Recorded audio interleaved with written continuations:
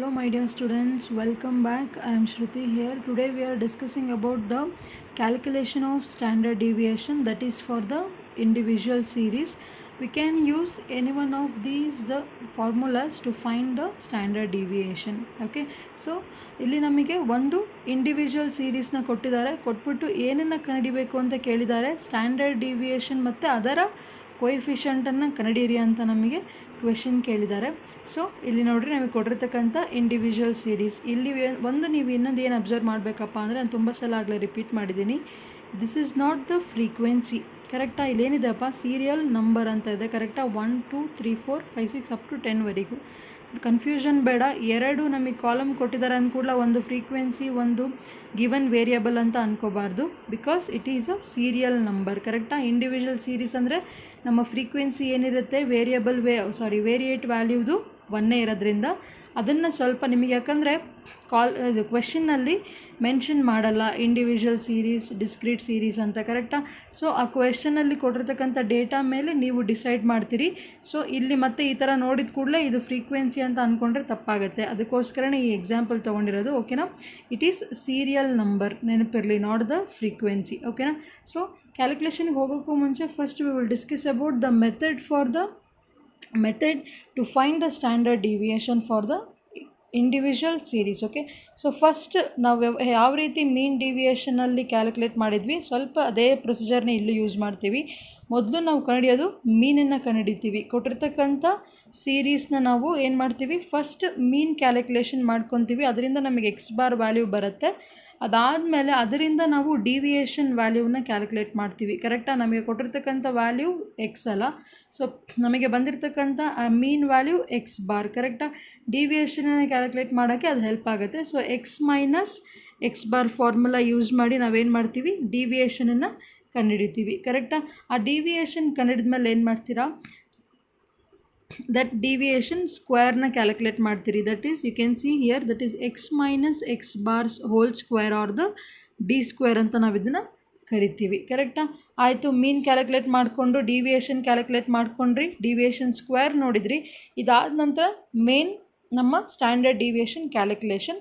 So ಈ standard deviation ಕ್ಯಾಲ್ಕುಲೇಷನ್ಗೆ formula ನಾವು ಆವಾಗಲೇ ಹೇಳ್ದಂಗೆ ಏನಾಗುತ್ತೆ, square root of summation of D square divide by N. ಕರೆಕ್ಟಾ? ಸೊ ಆ summation of D square calculate ಮಾಡಿರ್ತಕ್ಕಂಥ ವ್ಯಾಲ್ಯೂ ಮತ್ತು ನಮ್ಮ ಟೋಟಲ್ ನಂಬರ್ ಆಫ್ ಐಟಮ್ಸ್ನ ವ್ಯಾಲ್ಯೂನ ವಿತ್ ಸ್ಕ್ವೇರ್ ರೂಟ್ನ ಕ್ಯಾಲ್ಕುಲೇಟ್ ಮಾಡ್ತೀರಿ. ಕರೆಕ್ಟಾ? ಅದಾದ ನಂತರ ನಮ್ಮ ನೆಕ್ಸ್ಟ್ ಏನು, ಕೋಎಫಿಷಿಯಂಟ್ ಆಫ್ ಸ್ಟ್ಯಾಂಡರ್ಡ್ ಡಿವಿಯೇಷನ್. ಇದು ಕೂಡ ನೀವು ನೆನಪು ಮಾಡ್ಕೊಳ್ರಿ. Coefficient of mean deviation calculate ಮಾಡಬೇಕಾದ್ರೆ the same mean deviation divided by mean calculate ಮಾಡಿದ್ವಿ.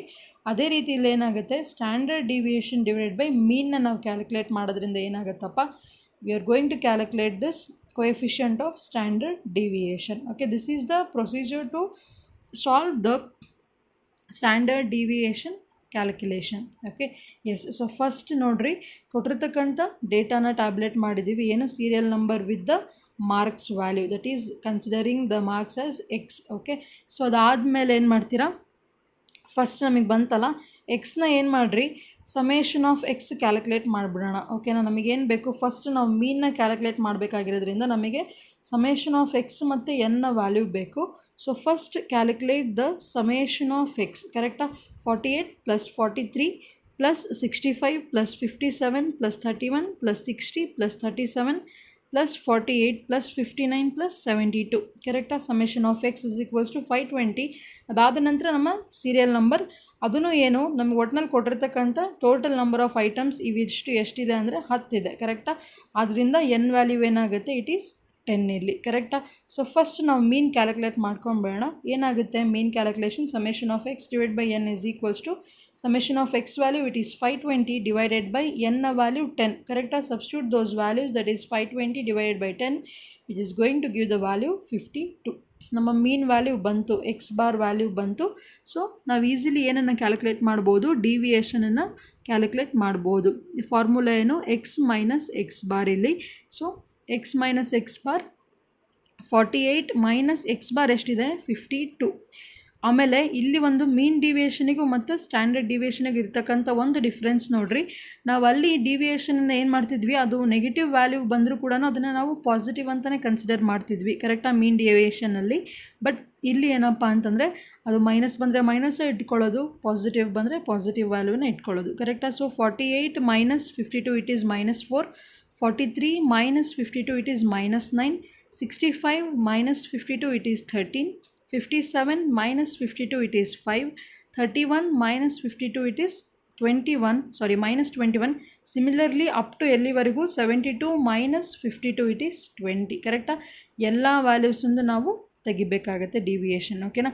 ಅದಾದ ಮೇಲೆ ಏನು ಮಾಡ್ತೀರಾ, ಡಿವಿಯೇಷನ್ ಸ್ಕ್ವೇರ್ ಮಾಡೋದು ಕರೆಕ್ಟಾ. ಸೊ ಇಟ್ ಈಸ್ 4 ಇಂಟು 4 ಎಷ್ಟಾಗುತ್ತೆ 16, ಮೈನಸ್ ಇಂಟು ಮೈನಸ್ ಪ್ಲಸ್ ಕರೆಕ್ಟಾ. -4 into -4 it is +16, -9 into -9 it is 81, 13 into 13 169, 5 5s are 25, -21 into -21 it is +441, 8 8s are 64, and -15 into -15 it is 225, -4 into -4 it is 16, 7 7s are 49, 20 into 20 it is 400. ನಿಮಗೆ square ತೆಗೆದು ಈಸಿಯಾಗಿ ಗೊತ್ತಿದೆ ಅಂದ್ಕೊಂಡಿದ್ದೀನಿ ಕರೆಕ್ಟಾ.